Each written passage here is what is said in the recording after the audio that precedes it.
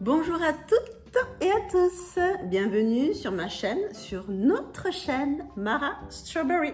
Aujourd'hui, nous allons parler de couture. Bien évidemment, ma chaîne parle de couture, mais pas que. Si vous avez vu ma précédente vidéo, vous avez pu constater que je m'étais promenée, que j'avais pris un petit goûter et que dans un bar-café, qui était aussi un lieu où on pouvait acheter des revues, je vous montre là, j'avais trouvé 2 revues couture. Clairement, j'ai sauté sur l'occasion, je me suis dit, ah, pourquoi pas.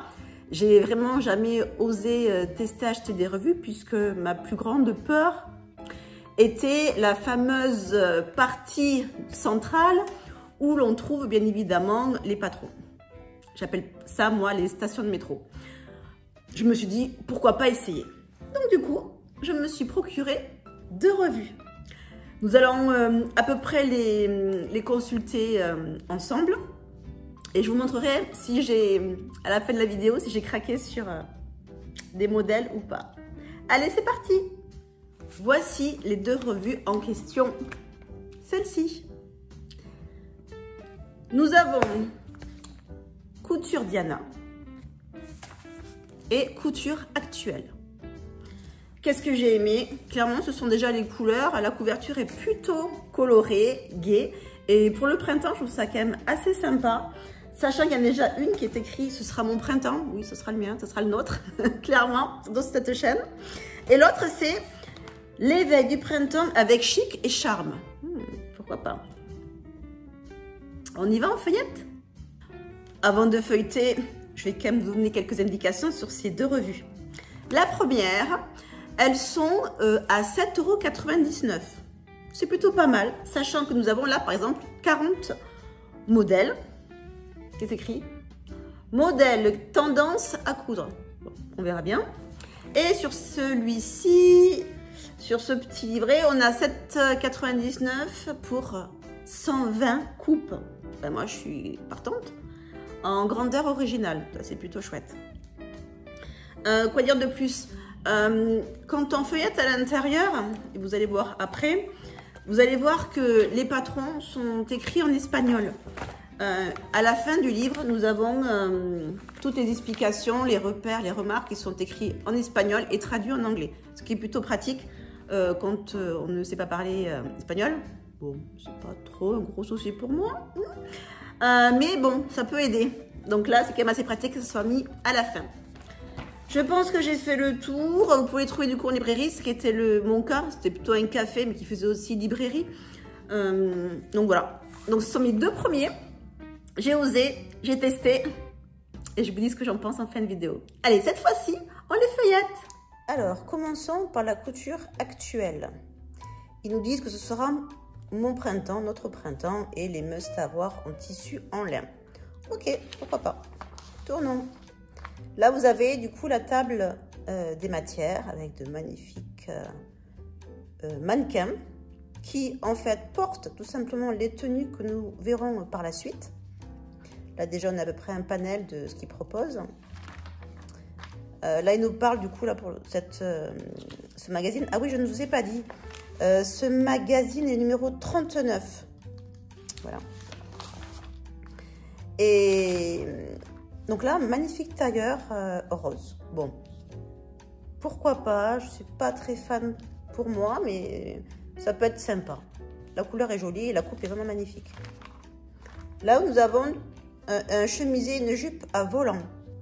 Les couleurs sont vraiment flashy, j'adore. C'est vraiment, on sent le soleil. Ici, un gilet ainsi qu'un bomber en lin et un pantalon drapé. Très joli, ce que j'apprécie beaucoup. Là, c'est vraiment ce décolleté, là, alors, c'est pas un décolleté, non. C'est une échancrure. Et là, le croisé. Vraiment magnifique. J'aime beaucoup, beaucoup. Ici, nous avons une combinaison et un kimono. Pourquoi pas? Pour l'été, par contre. Le printemps, je trouve que c'est un petit peu encore trop frais. Oh, ça, magnifique.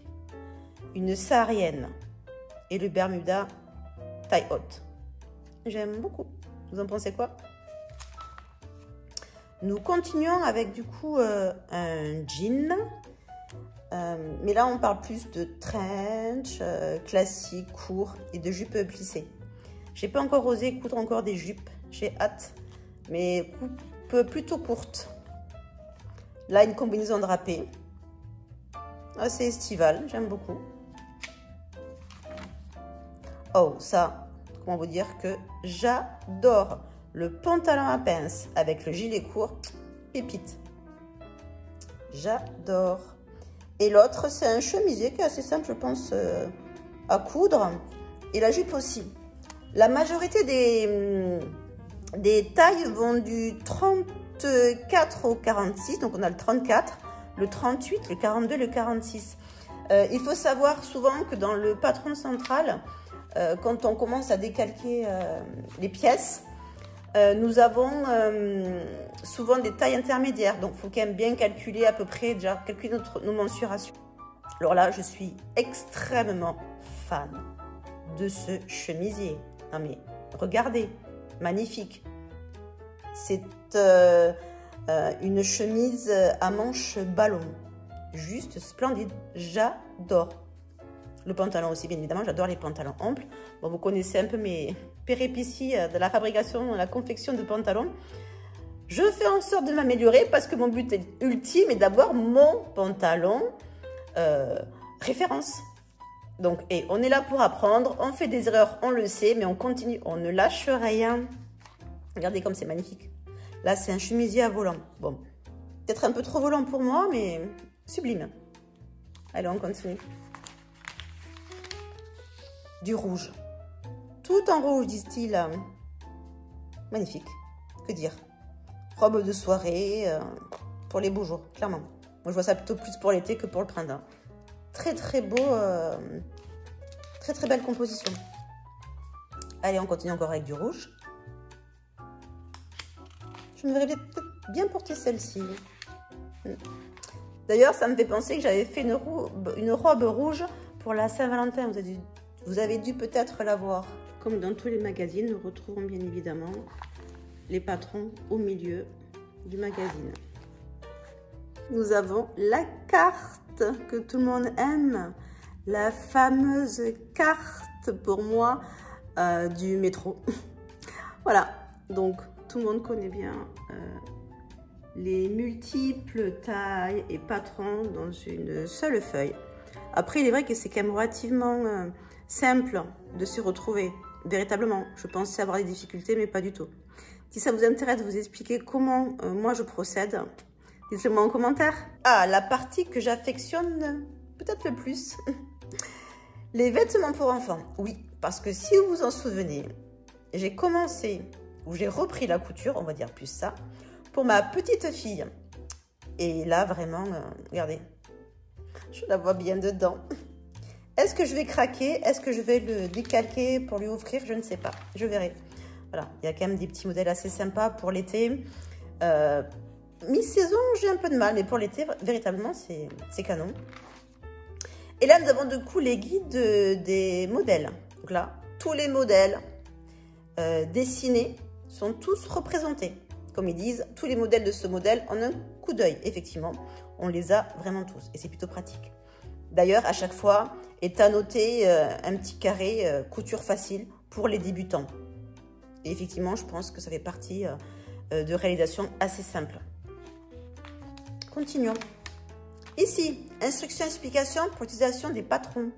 Bah oui, pour quand même savoir un peu quelles sont nos tailles, cette partie est quand même relativement indispensable. Donc, une fois qu'on connaît son tour de poitrine, tour de taille et tour de hanche, on peut après se référer au tableau de mensuration. Comme je vous ai dit, si vous faites entre deux tailles, bon, essayez du coup d'ajuster votre découpe ou le calque. Et là, on commence du coup toutes les parties des différents patrons avec quelques explications. Je dis bien quelques, parce que pour moi, il me semble que c'est pas assez complet. Bon, il est évident que sur ce magazine qui comporte 120 modèles, on ne peut pas non plus tout écrire. Donc, il faut quand même déjà connaître un petit peu la couture et connaître un peu comment assembler les choses. Sinon, petite astuce, si vous avez un doute, allez sur YouTube. Ma chaîne, oui, mais bon, des youtubeuses beaucoup plus expérimentées qui vous montrent vraiment des techniques de couture adaptées et efficaces pour réaliser vos patrons, tout simplement. Donc voilà, donc là nous avons tous les autres patrons.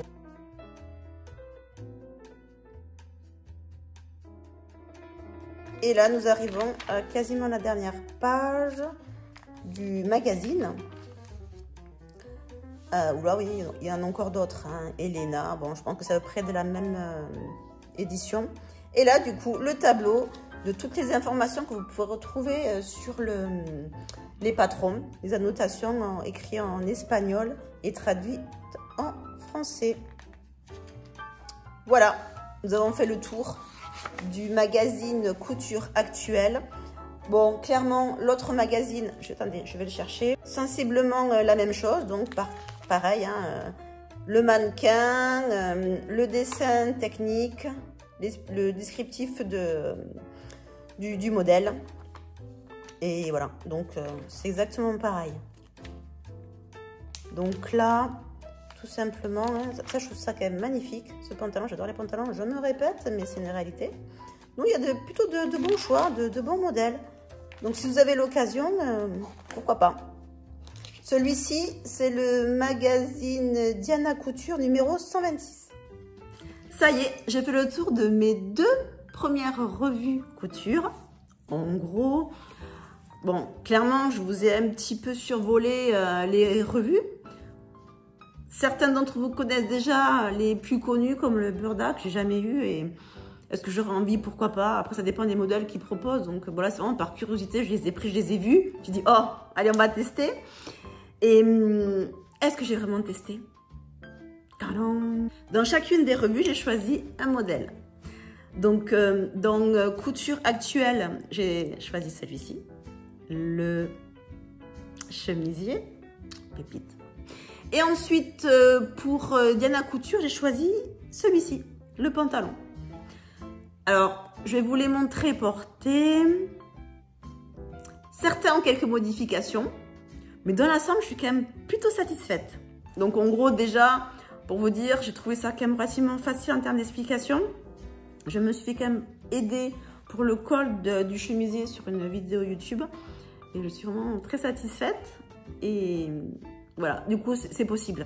Clairement, c'est possible de réaliser ce genre de vêtements, de création avec plan métro des patrons. Donc n'ayez pas peur, osez, essayez et bonne chance et surtout montrez-moi ce que vous avez fait et dites-moi ce que vous en pensez des magazines couture. Puisque habituellement j'ai débuté avec déjà des patrons gratuits que je trouve sur internet et je pense que je ferai une vidéo sur mes favoris patrons gratuits et surtout des sites. Et là, j'ai voulu quand même tester un peu plus sur comment appréhender cette nouvelle technique, enfin, pour moi, de décalquer sur des patrons avec énormément d'informations et pouvoir de se repérer. Donc, c'était une autre expérience. Voilà, c'est pas gratuit, c'est payant, mais pourquoi pas. Après, comme d'habitude, hein, enfin là, pour le coup, mon chemisier blanc, c'est un drap. Et mon pantalon, c'est un rideau. Donc, finalement, l'un dans l'autre, ça ne m'a pas coûté trop cher. Et pour des essais, comme je dis, quand on est débutant, il vaut mieux essayer comme ça, se faire la main, faire des erreurs, recommencer, puis s'améliorer. Et voilà, on est là pour apprendre. Moi, je suis vraiment là pour ça, échanger, apprendre, m'améliorer et vraiment arriver à un stade où je n'aurais plus à aller dans les boutiques, que j'aime déjà pas faire. Hein, j'aime pas du tout acheter dans le commerce. Surtout dans les grandes marques et tout, ou même les marques prêt-à-porter très connues, vraiment, c'est pas du tout moi, j'aime vraiment pas ça. Donc là, je me dis, voilà, j'ai vraiment envie de me faire ma propre garde-robe grâce à ce genre de magazines qui nous donne la possibilité d'avoir quand même beaucoup de choix. Et après, bien sûr, les sites gratuits. Voilà, donc du coup, je vous montre en détail à peu près le chemisier et le pantalon. Et après, je vous montre la tenue portée. Merci d'avoir regardé la vidéo. À très bientôt. Voici la chemise. Alors, cette chemise, je l'adore. Je la trouve magnifique. Je lui ai même donné un petit nom qui s'appelle du coup la chemise Alex, pour une raison très simple, c'est que la première personne qui m'a montré une machine à coudre et qui m'a fait des essais est une personne qui s'appelait Alex. Donc, voici donc le drap. Un drap simple de lit que j'ai transformé du coup en chemisier. Donc pour commencer, nous avons le col. Donc comme je vous avais dit, j'avais regardé un tuto sur internet pour bien faire tous les détails qui constituent un col. Donc là, le pli de col, tout est bien fait. Franchement, là, je me suis appliqué la symétrie. J'ai fait la partie par monture de la boutonnière. Et là, comme vous le savez, mes boutons, la majorité sont faits avec une imprimante 3D. Donc là, j'ai voulu faire pour le printemps des petites fleurs. Voilà. Là, il y a des pinces de part et d'autre en symétrie. Ici, la particularité, si vous vous souvenez, je vous montre la photo ici. Il y avait une sorte de fronce plus à l'avant. Moi, je l'ai fait derrière la manche. Je trouve ça plutôt pas mal aussi. Et là, la partie fronce aussi des épaules. Voilà. Donc ça, c'est ma belle réalisation. Enfin, du coup, j'en suis relativement fière quand même, hein, faut le dire, et je suis contente. Et il faut se le dire aussi, hein, pour avancer. Aussi, on ne fait pas que des échecs. Tant vous la verrez après porter, je trouve qu'elle me va plutôt bien. Allez, je vous montre la suite, je vous montre le pantalon. Alors, mes histoires et mes aventures avec les pantalons. Bon, celui-ci, hein, il n'a pas dérogé à la règle. J'ai quand même un peu de difficultés, mais je pense que le prochain sera encore mieux. Là, c'est quand même une autre étape. J'en suis quand même plutôt fière aussi. Donc là, c'est un pantalon à pinces de part et d'autre, avec des poches italiennes. Et là, là j'ai mis quoi? Oui, un petit bouton. Là, par contre, c'est un bouton du commerce. J'en ai un. Et là, un autre aussi, pour que ça tienne bien au niveau de ma taille. Les mensurations sont plutôt correctes. Qu'est-ce que j'ai fait? J'ai peut-être un peu plus serré que ce qui était mis dans le patron. Donc c'est un pantalon relativement grand, puisque il faut savoir que sur ce magazine, pour une stature de 1,65 m, moi je fais 1,58 m. Mais bon, ça ne me dérange pas après d'avoir des pantalons bien longs, puisque moi après le long, je fais forcément un ourlet. Mais pas que, j'aime bien tout ce qui est ample, donc ça me plaît aussi. Bon, voilà, rien de plus sur ce pantalon. Moi, je trouve quand même vraiment agréable à porter. Derrière, nous avons des pinces, ici et là. Bon, rien de plus. Juste contente en fait d'avoir réussi à peu près un pantalon. Il y a encore des choses à améliorer. Et j'espère que pour un autre modèle ou une autre version, je vous montrerai vraiment quelque chose de qualitatif. Mais je me laisse vraiment la possibilité de me laisser un an pour arriver à quand même réaliser un pantalon digne de ce nom. On verra bien. Allez, je vous montre ma tenue complète portée. Alors peut-être en 2 fois, puisque le haut, le chemisier avec ce pantalon, je trouve que c'est pas terrible. C'est pas une très bonne association. Donc je pense que je vais mettre la blouse avec un autre pantalon et le pantalon avec un petit haut. Allez, à tout de suite.